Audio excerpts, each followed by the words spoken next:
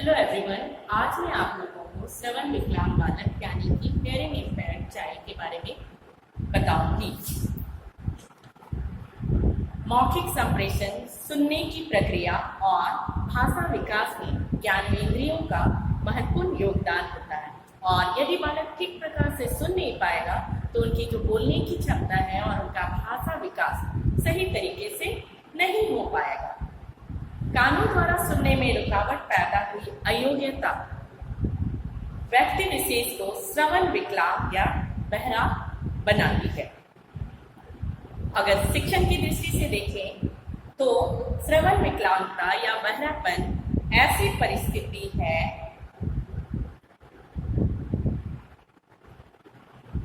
जो बालक को मौखिक अभिव्यक्ति द्वारा शिक्षा ग्रहण करने में रुकावट पैदा करती है। तो बालकों को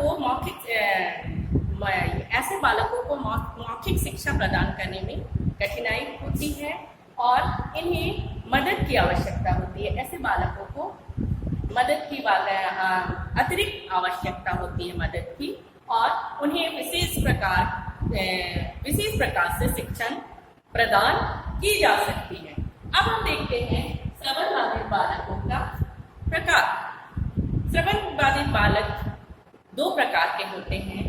एक कान का बहरापन, डेफनेस ऑफ वन ईयर, और दूसरा है दोनों कानों का बहरापन, डेफनेस ऑफ बोथ ईयर। अब हम देखते हैं इफेक्ट, इसका क्या बालक पे क्या प्रभाव पड़ता है। तो इसमें ऐसे बालकों में प्रभाव जो पड़ते हैं वो इस प्रकार से। नंबर 1 है भाषा विकास में रुकावट, obstruction in language development। Number 2 है अध्ययन क्षमताओं पर प्रतिकूल प्रभाव, adverse effects on study ability। अब हम इनका क्लासिफिकेशन देखते हैं, इनका वर्गीकरण, श्रवण विकलांग बालकों का वर्गीकरण। तो इनका वर्गीकरण दो तरह से किया जाता है। पहला है जन्मजात बहरापन, इनबॉर्न डेफनेस, और दूसरा है जन्म के बाद होने वाला बहरापन, डेफनेस आफ्टर बर्थ। अब इसके क्या क्या कारण हैं? तो इसमें नंबर 1 है जन्मजात बहरापन। जन्मजात बहरापन का क्या कारण है? तो पहला कारण है गर्भकाल में बहरापन, डेफनेस इन प्रेगनेंसी। प्रेगनेंसी के समय माता के द्वारा सेवन की गई कोई विषाक्त वस्तु या मदिरा के कारण भी बालक में बहरापन आता है। और नंबर 2 है गर्भ अवस्था में माता द्वारा खाया गया दूषित भोजन, contaminated food taken by mother during pregnancy. Pregnancy के समय माता के द्वारा खाया गया दूषित भोजन भी बालक में बहरापन उत्पन्न करती है। नेक्स्ट है असुरक्षित प्रसव, अनसेफ डिलीवरी, जिसमें नंबर 1 है रक्त प्रवाह का विकृत संचार, deform circulation of blood. Number 2 है ऑक्सीजन का अभाव, लैक ऑफ ऑक्सीजन। नंबर 3 श्वेत रक्ताणुओं का उचित अनुपात न होना, lack of proper ratio of white blood cell. और इसमें वंशानुगत प्रभाव भी होता है, हेरिडिटरी इफेक्ट भी होता है बालक में। वंशानुगत प्रभाव भी ये एक कारण है बहरापन का। अब दूसरा कारण है जन्म के बाद होने वाला कारण। उसमें नंबर 1 है रोग, डिजीज। जन्म के बाद अगर बालक में टाइफाइड, पॉक्स, मिजल्स, कुकुर खांसी हो गया है तो इससे उसमें बहरापन आ सकती है। फिर है दुर्घटना, एक्सीडेंट। अगर एक्सीडेंट के द्वारा भी बालक में बहरापन आती है, उसके कान में चोट लगती है या फिर कान में पानी चला जाता है, जिससे भी उसमें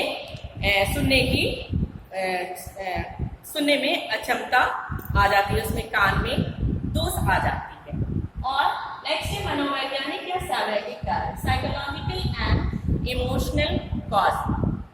बच्चों के बहरेपन में ये साइकोलॉजिकल और इमोशनल कॉज भी है, ये भी एक कारण है जिसके द्वारा बहरापन आ जाता है। अब हम देखते हैं इनकी शिक्षा, education of hearing impaired child. बहरे बालकों में श्रवण शक्ति के विकास का अभिप्राय है उनमें विभिन्न प्रकार के ध्वनियों में अंतर कर सकने की क्षमता का विकास करना है। सामान्य जो बालक है वो जैसे जैसे उम्र में बढ़ते हैं उनमें साउंड में डिफरेंशिएट करना अपने आप आ जाता है, क्योंकि वो सुन सकते हैं। लेकिन जो बहरे बालक होते हैं वो सुन नहीं सकते हैं, जिसके कारण वो साउंड को समझ नहीं पाते हैं।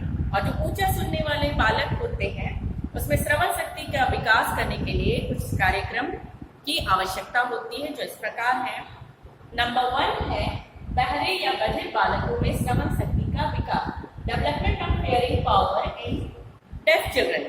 ऐसे बालकों में श्रवण शक्ति का विकास और विजुअल एड के द्वारा किया जा सकता है, या फिर जो कंपन है उसमें कंसंट्रेट करके भी, साउंड में जो कंपन होते हैं उसमें भी कंसंट्रेट करके भी इनका विकास किया जा सकता है, या फिर स्पर्श के द्वारा, टच करने के द्वारा भी ये इनमें ये श्रवण शक्ति का विकास किया जाता है। नेक्स्ट है ओस्ट द्वारा पढ़ना, रेड बाय लिप। बोली गई बातों को समझकर जवाब देना, उसे दोहराना, दृष्टिभाव को समझना बधिर बालकों के लिए कठिन है ना। वे केवल जो लिपसिंग है उसको समझ सकते हैं, उसकी गति और फेशियल एक्सप्रेशन को वो देखकर ही उसका अर्थ निकालने का वो प्रयत्न करता है। तो इसलिए बालक काल से ही, शैशव काल से ही उन्हें ये ट्रेनिंग देना चाहिए और लिपसिंग का जो है वो ट्रेनिंग देना चाहिए, ताकि वो लिपसिंग को समझ सके और उसका ऑब्जर्व करे, और ऑब्जर्व करके जो कही गई बातों है उसको समझने में उसको प्रशिक्षण देना चाहिए। नेक्स्ट है भाषा संबंधी विकास, डेवलपमेंट रिलेटेड टू लैंग्वेज। बहरे बालकों को भाषा संबंधी विकास में सबसे अधिक कठिनाई होती है, क्योंकि वे दूसरे की बोली गई भाषा को सुन नहीं सकता है, और प्राकृतिक विधि के प्रयोग से इन बालकों में भाषा का विकास किया जा सकता है, जैसे ओट पढ़ना, ओस पढ़ना, पढ़कर लिखना आदि का प्रयोग धीरे धीरे भाषा के औपचारिक नियमों को सिखाना होता है। नेक्स्ट है पढ़ना, रीडिंग। यह बहुत ही कठिन कार्य है। कुछ उच्च जो इंटेलेक्चुअल एबिलिटी वाले जो बालक हैं उसमें इस तरह का विकास किया जा सकता है, लेकिन इसमें बहुत ही परिश्रम और प्रैक्टिस की जरूरत होती है। नेक्स्ट है ऊंचा श्रवण करने वाले बालकों में सुनने की शक्ति का विकास। तो ये जो बालक है उसमें सुनने की शक्ति का विकास इस तरह से किया जा सकता है। इसमें श्रवण सहायक यंत्रों के नियमित प्रयोग का अभ्यास, उनको जो हियरिंग एड्स होता है, हियरिंग मशीन होती है, उसका यूज कैसा किया जाता है, उसका रेगुलर यूज करने को उन्हें सिखाया जाता है, जिसके द्वारा उनमें सुनने की क्षमता का विकास किया जाता है। नेक्स्ट है श्रवण दृश्य उपकरणों से सहायता, ऑडियो विजुअल एड से सहायता, और इसमें दूरदर्शन व्यवस्था जो है वो अच्छी है। इस दूरदर्शन व्यवस्था में क्या है, दूरदर्शन को हम, इसमें 2 इंद्रिय एक्टिव रहती है, एक कान और दूसरा आंख, और ये जो एक्टिव रहती है जिससे वो जो कही भी गई बात है उसको दूसरा दूरदर्शन में बोला जा रहा है उसको वो समझ पा रहा है, लिपसिंग को समझ पा रहा है, आंख के द्वारा देख रहा है और वो समझ पा रहा है और ध्वनियों में अंतर वो कर सकता है। नेक्स्ट है होठों द्वारा पढ़ना। होठों की जो गति है, जो स्पीड है, उसको देखकर उसके हाव भाव को वो समझता है, उसका ऑब्जर्व करता है। जो ऊंचा सुनने वाले बालक हैं उसको ऑब्जर्व करके वो स्पष्ट अर्थ निकालने का प्रयास करता है। इसलिए दूरदर्शन के द्वारा दूरदर्शन बहुत फायदेमंद है।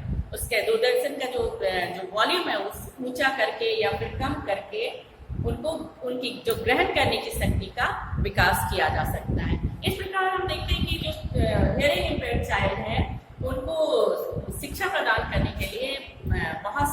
प्रशिक्षण की जरूरत होती है और उन्हें बहुत सारी फैसिलिटीज प्रोवाइड करनी चाहिए, जिससे जो उनसे संबंधित फैसिलिटी है वो प्रोवाइड करनी चाहिए, जिससे उनकी जो सुनने की क्षमता है उसका विकास हो सके और उसकी जो शिक्षा ग्रहण जो करने में जो बाधा आ रही है वो दूर हो सकती है। आज की